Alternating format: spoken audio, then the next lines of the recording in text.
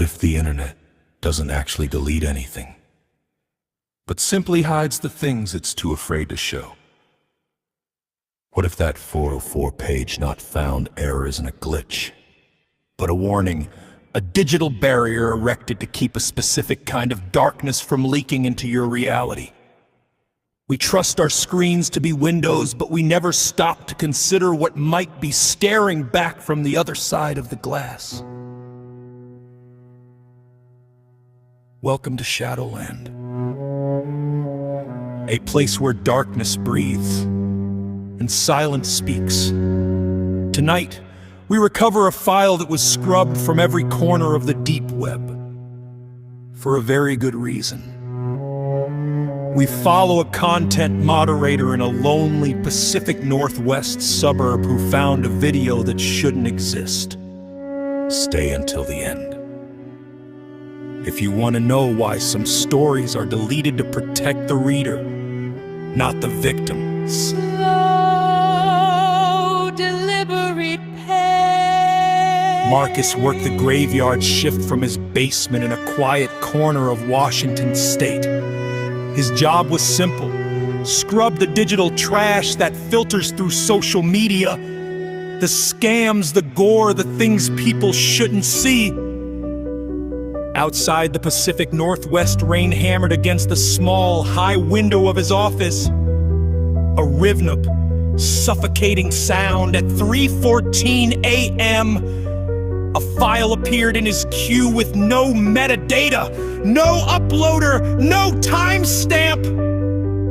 Just a title: The Witness.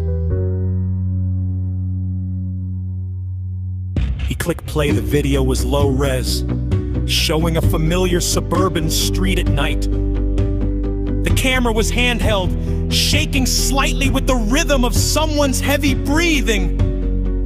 The person filming was walking down a sidewalk, past manicured lawns and dark windows. Marcus felt a cold knot form in his stomach. He recognized that cracked pavement. He recognized the neighbor's rusted mailbox.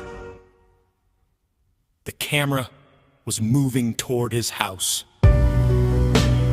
Marcus paused the video. He leaned back in his chair, the leather sticking to his skin. It's a prank! He whispered to the empty basement. He'd been working too many hours. His co-workers knew his address. This was just a sophisticated hazing ritual for the new guy. He took a long drink of water, letting the cold liquid settle his nerves. He looked at his basement door, locked and secure. He was safe. He hit play again. The camera in the video didn't stop at the front door. It drifted toward the side of the house, toward the small, high basement window. The person filming leaned in, and the screen was filled with the reflection of the camera lens. But behind the lens, Marcus saw a face. It looked like a human face, but the proportions were impossible. The eyes were set too wide, and the skin looked like wet gray paper stretched over a skull.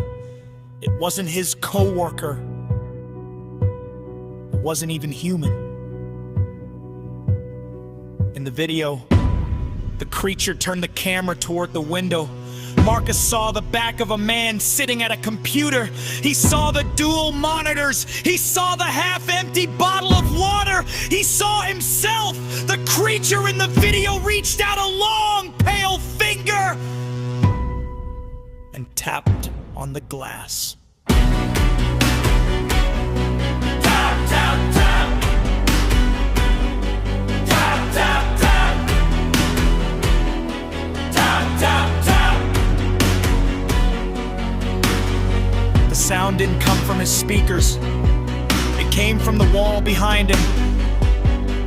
Marcus didn't turn around, he couldn't. He watched the screen as the creature in the video began to delete the file itself, the pixels dissolving into a black void.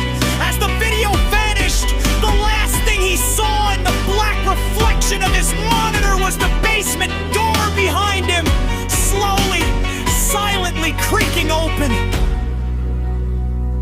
If you want to survive the next night in Shadowland, make sure to subscribe and leave a light on in the comments. It helps us find you in the dark. Sleep well. If you're sure you locked the window,